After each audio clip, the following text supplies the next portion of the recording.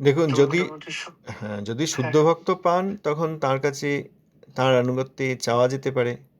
আর নেহাত যদি না জানেন কে শুদ্ধ ভক্ত বা কি কিছু, তাহলে একদম কিছু করা না থাকলে তুলসীর মালা প্রভুপাদের আলেখ্যে স্পর্শ করে প্রভুপাদের শিষ্যগণের আনুগত্য নিয়ে করতে পারেন, যতদিন দীক্ষাদি না হয়। এরকম দেখা যায় এখন বর্তমানে, যখন খুব কঠিন অবস্থা, শুদ্ধ ভক্ত পাওয়া এখন প্রায় যাচ্ছেই না, তাই না? হ্যাঁ প্রভু, এখন তো গুরু করার অনেক টাফ হয়ে গেছে, মানে গুরুদেব খুঁজে পাওয়া যাচ্ছে না। অসৎগুরুর আশ্রয় নেওয়ার চেয়ে না নেওয়া ভালো, সেটাও ঠিক। হ্যাঁ হ্যাঁ, এই জন্যই প্রভু আমি একটু মানে আপনার জায়গায় ইয়েতে থাকলে আমি কি করতাম, সেটা হচ্ছে যে এই গ্রন্থাদি পড়তাম আর অসংখ্যাত হরিনাম করতাম।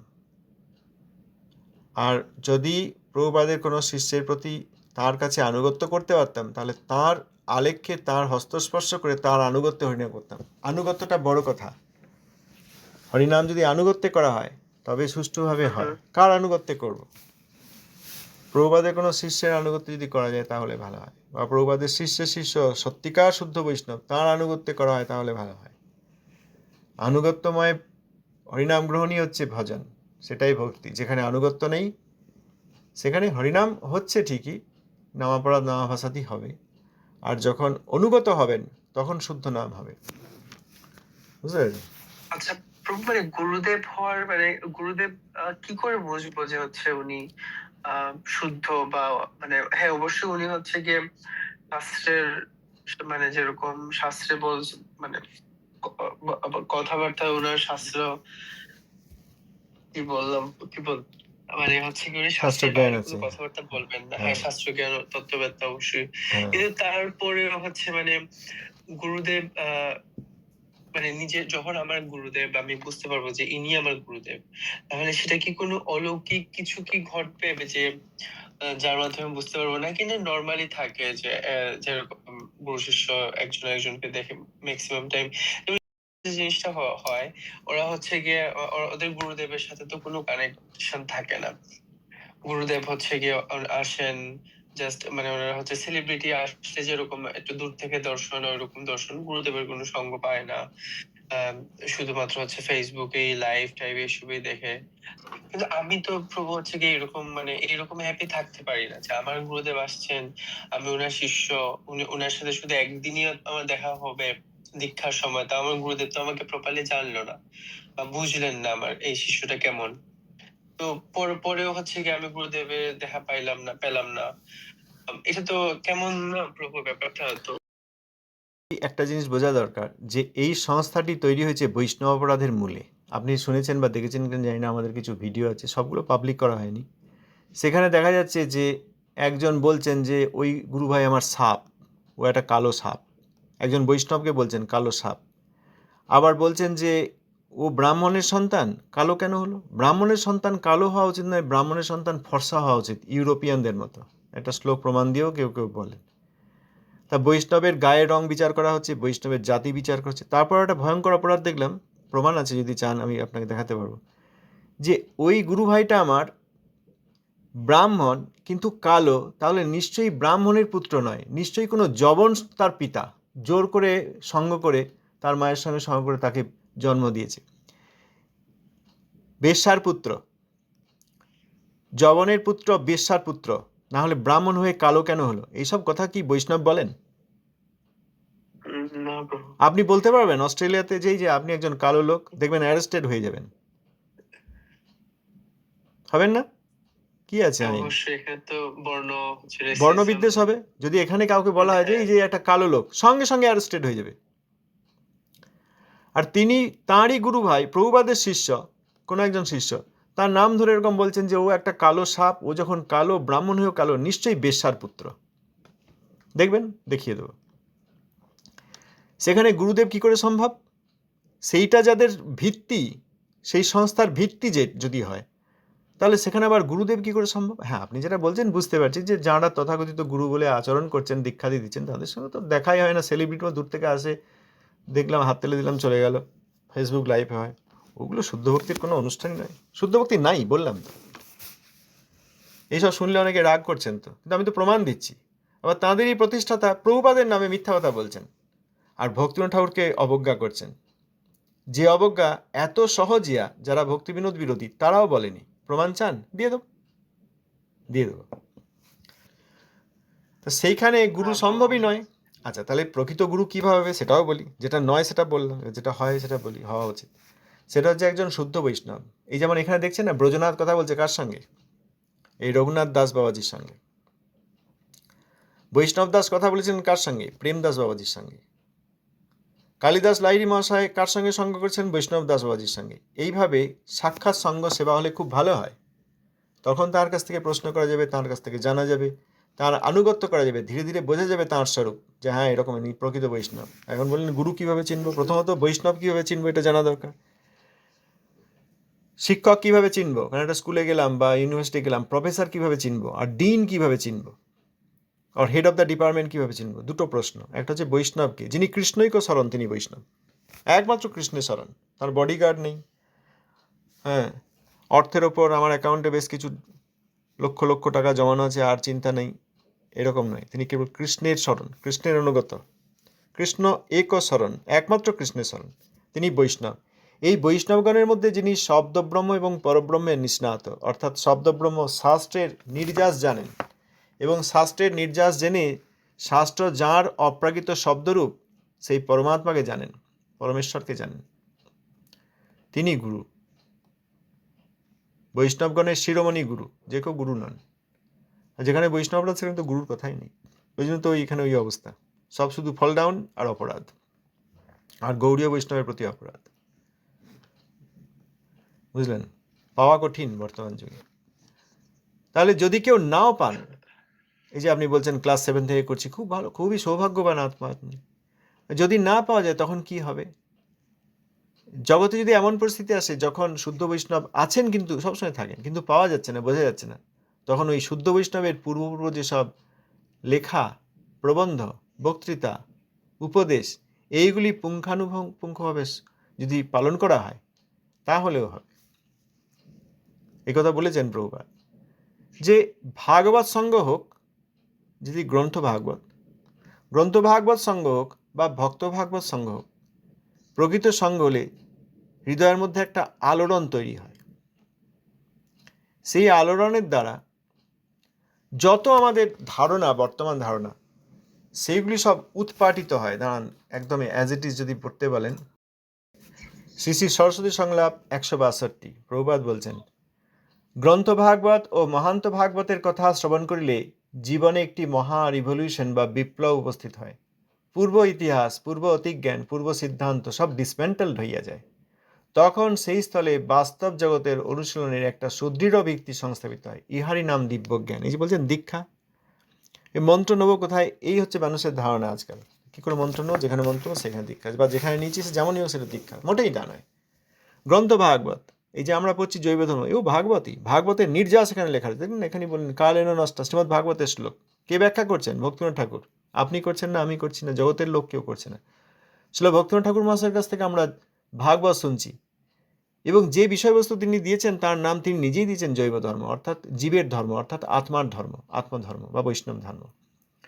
তাহলে এই কথা পড়ছি, হয় গ্রন্থ ভাগবত বা মহান্ত ভাগবত বা দুই একই, তাঁদের কথা শ্রবণ করলে, তাহলে সাক্ষাতে কোনো পরম বৈষ্ণবের কথা শ্রবণ করলে যা হয়, গ্রন্থ ভাগবত অর্থাৎ তাঁদের শ্রীমদ্ ভাগবত অবশ্যই, আর তাঁরা যেভাবে শ্রীমদ্ ভাগবত ব্যাখ্যা করেছেন সেইটি যদি শ্রবণ করা হয়, তাহলে জীবনে একটি মহা রিভলিউশন বা বিপ্লব উপস্থিত হয়। বিপ্লব হয়েছে কারো? এই যে অনেকে মন্ত্র নিয়েছেন, সেই যেমন আছে সেরকমই আছে। সেই বাড়িতে ঝগড়াঝাঁটি, সেই আবেগপ্রবণ, সেই রাগ, ক্রোধ, অভিমান, কামনা, বাসনা, ইন্দ্রিয় তৃপ্তি, পরিবর্তন হয়েছে? কোনো রিভলিউশন হয়েছে? এখানে বলছেন রিভলিউশন হবে, বিপ্লব উপস্থিত হয়। তাহলে পূর্ব ইতিহাস, আগে আমি কেমন ছিলাম, আগে আমি চোর ছিলাম, আগে আমি চরিত্রহীন ছিলাম, আগে আমার অনেক দোষ ছিল, ঠিক আছে, অনেক অন্যায় করেছি, বাদ দাও সব, পূর্ব ইতিহাস সব ভুলি। পূর্ব ইতিহাস ভুলিনি সকল, সেবা সুখ পেয়ে পূর্ব ইতিহাস ভুলে গেলাম। এই পূর্ব ইতিহাস, পূর্ব অতিজ্ঞান, অতিজ্ঞান অর্থাৎ অধ্যাত্মবাদ বা মায়াবাদ, এসব চলে যায়। অনর্থ, অপরাধ, এইসবের ধারণা সব চলে যায়। পূর্ব সিদ্ধান্ত, আগে আগে যেসব সিদ্ধান্ত ছিল সেইগুলিও চলে যাবে, ডিসমেন্টেলড হয়ে যায়। ডিসমেন্টেল মানে কি? ডিসমেন্টেল মানে একদম সেখান থেকে ধুলিস্যাৎ হয়ে যায়। সো এইগুলো থাকে না, পূর্ব ইতিহাস, পূর্ব অতিজ্ঞান, পূর্ব তথাকথিত যেসব সিদ্ধান্ত, মনের সিদ্ধান্ত, এই যে এতদিন এই করেছি এখন কি করব, এইগুলি সব চলে যায়। তখন সেইখানে বাস্তব জগতের অনুশীলনের অর্থাৎ এই হরিভক্তির, হরিভজনের একটা সুদৃঢ় ভিত্তি সংস্থাপিত হয়। এরই নাম দিব্যজ্ঞান। এই যে বেআইনি ঘর বাড়ি ভেঙে চুরমার করে দিল, একটা বড় 10তলা বাড়ি ছিল, উঁচু বাড়ি ছিল, ভেঙে চুরমার করে দিয়েছে, একদম ফাঁকা, তারপর ডেব্রিসগুলো সরিয়ে নিয়ে গেছে, ইট সুরকি ভাঙা আছে, যা কিছু আছে, এখন সমান হয়ে গেছে সেখানে। এইবার সেখানে ভিত্তি স্থাপন সম্ভব, প্ল্যান মাফিক, আইন মাফিক একটা ভালো ঘর করা যেতে পারে, তার ফাউন্ডেশন তৈরি করা যেতে পারে। এটার উপায় কি? ওই গ্রন্থ ভাগবত বা ভক্ত ভাগবতের সঙ্গ, তাদের কথা শ্রবণ, অন্যভাবে হয় না। বলুন আর কি বলবেন।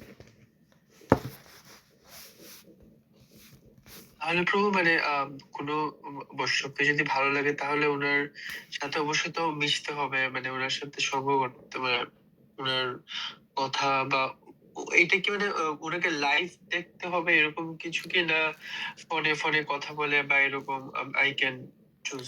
দেখুন, বৈষ্ণবের সঙ্গ যারা অপ্রকট হয়ে গেছেন তাদেরও সঙ্গ পাওয়া যায়, বুঝলেন? অপ্রকট হয়ে গেছে এমন ভক্ত, তাদেরও সঙ্গ পাওয়া যায়। প্রমাণ চাই? প্রমাণ দিচ্ছি, দাঁড়ান। লিভ নাও স্পিরিচুয়ালি, এই দেখুন শ্রী ভক্তিনাথ ঠাকুর মহাশয়, the Bhagavat, its philosophy, its ethics and its theology, সেখানে লিখছেন, the souls of the great thinkers of the bygone ages who now live spiritually often approach our inquiring spirit and assist it in its development. কি বুঝলেন?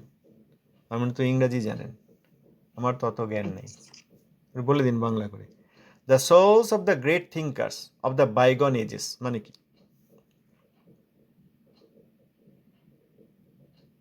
এত কঠিন জিনিস তো একটা সত্যপ্রভুই বলতে পারবে। হ্যাঁ, the souls of the Satyaprabhu great thinkers, the souls of the great thinkers মানে কি? গ্রেট থিঙ্কার্স মানে কি? গ্রেট থিঙ্কার্স আচার্যগণরা কি চিন্তাবিদ? হ্যাঁ, চিন্তাবিদ, পরমার্থ চিন্তাবিদ অর্থাৎ মহাবৈষ্ণবগণ। The souls of the great think, Thakur মহাশয় এখানে লিখেছেন যাতে, মহান চিন্তাবিদ। হ্যাঁ, যাতে যারা ইংলিশ স্পিকিং বা পশ্চিমী দেশ বা যাই হোক পূর্ব দেশ যেখানকাই হোক, যাদের ইংলিশ, যারা যে কোনো পরিস্থিতিতে থাকতে পারেন, তাদের জন্য খুব সাধারণ করে কথাটা বলেছেন, কিন্তু কথাটা বলেছেন একদম বোঝার মতো। The souls of the great thinkers, তার মানে মহাত্মাগণ। গ্রেট থিঙ্কার মানে কি? সক্রেটিস? গ্রেট থিঙ্কার মানে কি? না। লেনিন না মার্কস? গ্রেট থিঙ্কার অর্থাৎ যারা অপ্রাকৃত ভাবনা করতে পারেন, অর্থাৎ অপ্রাকৃত ব্যক্তি, অর্থাৎ মহাবৈষ্ণবগণ। তাহলে মহাত্মাগণ of the bygone edges, বাইগন ages মানে পূর্বের, যে সময় চলে গিয়েছে, এই জগতের নিরিখে সময় চলে গেছে, বাইগন এজেস অর্থাৎ পূর্বের, অর্থাৎ পূর্ব মহাবৈষ্ণবগণ, আচার্যগণ। হু নাও লিভ স্পিরিচুয়ালি, হু নাও লিভ স্পিরিচুয়ালি, তার মানে সাক্ষাতে গিয়ে তাদের দর্শন পাওয়া যায়। ভক্তিনাথ ঠাকুরকে সাক্ষাতে গিয়ে এখন দেখা করা যাবে? একজন জিজ্ঞেস করছে, আপনি কি ভক্তিনাথ ঠাকুরের সঙ্গে কথা বলেছেন যে তার ইচ্ছা জানেন, আপনি সব বলছেন? আচ্ছা, তাহলে হু নাও লিভ স্পিরিচুয়ালি, তার মানে তারা এখনো আছেন, কারণ আত্মা তো অবিনশ্বর, তারা মহাত্মা। আমারও মৃত্যু নাই, আমার শরীরের মৃত্যু আছে, আমি আত্মা চিরকাল রয়েছি। তেমনি তারা মহাত্মা, হু নাও লিভ স্পিরিচুয়ালি, তার মানে সাক্ষাতে প্রকটে দেখতে পাচ্ছেন, অর্থাৎ অপ্রকটে আছেন, হয়েছে? Who now live spiritually often approach our inquiring spirit and assist it in its development. often approach আমাদের ইনকোয়ারিং স্পিরিট, আমরা যদি ভগবত ভক্তির অনুসন্ধিৎসু হই, অর্থাৎ অনুসন্ধান করি, যেই যে বলছেন কি করে শুদ্ধ বৈষ্ণবকে গুরুরূপে পাবো, কিভাবে তার সঙ্গ করব, এখানে বলছেন সেই মহাবৈষ্ণবগণ, তারা ওই যাদের মধ্যে ওই ধারণাটা আছে যে কিভাবে ভক্তি প্রাপ্ত হব, তারা এসে assist it in it's development, সেই আত্মাকে তার মঙ্গলের জন্য উপকার করেন, সাহায্য করেন, কৃপা করেন। এই জন্য আমরা প্রভুপাদ, ভক্তিনাথ ঠাকুর, বাবাজি মহারাজ এনাদের শিক্ষা নীতি গ্রন্থ আদি পড়ছি। যদি আমাদের মধ্যে সেই ধারণা একদিন আসে যে সত্যিই হে প্রভু আমি মঙ্গল চাই, তখনই তারা আমাদেরকে অ্যাসিস্ট করবেন। এবার আপনার প্রশ্ন হচ্ছে, তাহলে কি সাক্ষাতে দেখতে হবে, হাতে করে ছুতে পেতে হবে, লুচি ভেজে খাওয়াতে হবে, না ফোনে দেখা হলে হবে? অপ্রকট হয়ে গেছেন এমন বৈষ্ণবের কাছ থেকেও কৃপা পাওয়া যেতে পারে। বললেন আমি বললাম না আপনি বললেন? আসলে ভক্তিনাথ ঠাকুর লিখেছেন সব। আর যদি এমন দেখা যায় ঠিক আছে ফোনে আলোচনা করা যাচ্ছে, এরকম কথা আছে, এরকম বিষয় আছে যেখানে প্রভুপাদ ওই ফোনের দ্বারা দীক্ষা দিয়েছিলেন, আসতে পারছেন না তিনি, শরীর অসুস্থ, জীবনকাল বেশি নাই, ফোনে দীক্ষা দিয়েছিলেন। এবং তাতেও তিনি প্রভুপাদের সঙ্গ পেয়েছিলেন। কেন? তার মধ্যে সেই আনুগত্য ছিল। তা ভক্তিবিনোদ ঠাকুর মহাশয় যদি বলেন যে যারা এখন হু নাও লিভ স্পিরিচুয়ালি, তার মানে যারা এখন অপ্রকট অবস্থায় রয়েছেন, পূর্ব আচার্য, তারা এসেও কৃপা করতে পারেন যদি আমাদের মধ্যে ওই প্রার্থনাটা থাকে যে আমার কি করে মঙ্গল হবে, তাদের আনুগত্য করতে চাই। তাহলে প্রকটাচার্য এমন বৈষ্ণব, তার সঙ্গে ফোনে দেখা হলেও হবে, ফোনে কথা হলেও হবে। মূল বিষয়টা হচ্ছে দিব্যজ্ঞান। আবার সামনে পেয়েছি দিয়ে বেশ ভালো করে বেশ পায়ে হাত মাখিয়ে নিলাম, কিন্তু শুদ্ধ ভক্তি নেই, বৈষ্ণব চরণ রেণুর যে কি মাহাত্ম্য সেটা নেই, সেটা বুঝতে পারছি না, তখন সামনে দেখেও হবে না। এরকম তো হয়েছে, শিষ্যপ্রুপ যারা তারা দায়িত্ব হয়, দীক্ষাদি নিয়েও শেষ পর্যন্ত গুরুদেবের এবং গুরুবর্গের অবজ্ঞা করে। বলুন না, change of heart does not need physical presence of physical touch. হৃদয়ের পরিবর্তন হবে, সেটা ওই প্রভুপাদ যে কথা বললেন যে গ্রন্থ ভাগবত বা ভক্ত ভাগবতের কথা শ্রবণ করলেই হৃদয়ে রিভলিউশন তৈরি হবে, বিপ্লব উপস্থিত হবে। আচ্ছা, হয়েছে? আর কিছু বলবেন? আচ্ছা, ধন্যবাদ। থ্যাংক ইউ বাজি। হ্যাঁ, ধন্যবাদ, থ্যাংক ইউ। ধন্যবাদ, প্রণাম। ধন্যবাদ। হ্যাঁ প্রভু, বলছিলাম তো একটা সংস্থার যে বইগুলো পাবলিশ করে সেগুলো কি অনুসরণ করা উচিত? দেখুন, গ্রন্থ অনুসরণ মানে আনুগত্য, এটা খুব গুরুত্বপূর্ণ একটা টার্ম। বৈষ্ণব জগতে আনুগত্য একটা বড় টার্ম। এই আনুগত্যই সব কিছু। অনুগত হয়েই আমরা পরম্পরার সঙ্গে যুক্ত হই, অনুগত না হলে আমাদের যোগ হয় না। তাহলে তাদের যেসব বই, সেখানে গৌর নিত্যানন্দের কথা লেখা আছে মনে হচ্ছে ঠিকই, কিন্তু দুর্ভাগ্য, এটা খুব একটা আনন্দের কথা নয় যে এত বড় একটা সংস্থা হয়েছে কিন্তু তারা গৌড়ীয় বিরোধী। আপনি আমাকে একটা কথা বলুন, যে উদাহরণগুলি দিলাম, আপনি ছিলেন কিনা জানি না একটু আগেই, সেইগুলিকে কোনো বৈষ্ণবতার উদাহরণ কোথাও হয়েছে? নরোত্তম সামানন্দ শ্রীনিবাস আর্য প্রভুত্ব একসঙ্গে ছিলেন তারা। এই যে সাব ব্যাং, তারপর মায়ের চরিত্র, গায়ের রং, শুনেছেন এগুলো? শুনেছেন? ওইটাই বলছি। তা দেখুন, শ্রী নরোত্তম শ্যামানন্দ শ্রীনিবাস আর্য প্রভুত্ব একসঙ্গে ছিলেন। তাঁরা তাদের দীক্ষাগুরু ভিন্ন ভিন্ন আচার্য, এবং তারা সকলেই জীবস্নেহপাদের শিক্ষা শিষ্য। তারা তো কখনো বলেননি যে নরোত্তম দাস, এগুলো বলা উচিত না, তাদের নাম নিইনি। এরকম সময়ে থাকলে, তাদের নাম নিচ্ছি না, এরকম সময়ে থাকলে যেখানে অনেক বৈষ্ণব একসঙ্গে, কখনো তো কেউ এরকম শোনা যায়নি যে আমার উনি একসঙ্গে, কিন্তু উনি একজন এই, বা উনি বৈষ্ণবতা নেই, ওনার কোনো বৈষ্ণবতার ধারণা, এরকম শোনা যায়নি। আমরা এতদিন মানতাম প্রেম কলহ ইত্যাদি, বলতাম যে ঠিক আছে বৈষ্ণবের প্রেম কলহ বৃন্দাবন দাস ঠাকুর মহাশয় নিষেধ করেছেন দেখতে, কিন্তু সে সমস্তরের বৈষ্ণবের জন্য। ভাই ভাইয়ে ঠাট্টা, ইয়ার্কি, তর্ক, কখনো গায়ে হাত খেলতে গিয়ে, ছোট বাচ্চাদের খেলতে গিয়ে হয়েও যায়, পড়ে যায়, একে ফেলে দেয়, ঠেলে দেয়, ভাই হচ্ছে। সেই একটা ছোট ছেলে এসে যদি কাকাকে চড় মেরে দেয় বা দাদুকে গায়ে লাথি মেরে দেয়, তাহলে সেটা আর প্রেম কলহ বা খেলাধুলা নয়, সেটা অন্যায়, তার জন্য ক্ষমা চাইতে হয় পায়ে ধরে। এই একটি সংস্থা, এবং তাদের ভিত্তি হচ্ছে বৈষ্ণব অপরাধ। আছে এরকম, তাদের যিনি প্রতিষ্ঠাতা তিনি বলছেন যে তোমরা আমেরিকানরা খুব ভালো করে কাজ করো, 2 শিফটে কাজ করো, আমাকে বড় করো, তোমরা যদি এটা না করতে পারো তাহলে এটা আমার ডিসক্রেডিট। তারপরে হাসতে হাসতে তিনি ভক্তিনাথ ঠাকুর প্রভুপাদের নামে অবজ্ঞা করছেন। সেই সংস্থার বই পড়ে কি করে গৌর নিত্যানন্দের কৃপা পাওয়া যাবে? সেই নদী কি ফ্লো হচ্ছে, প্রবাহিত হচ্ছে?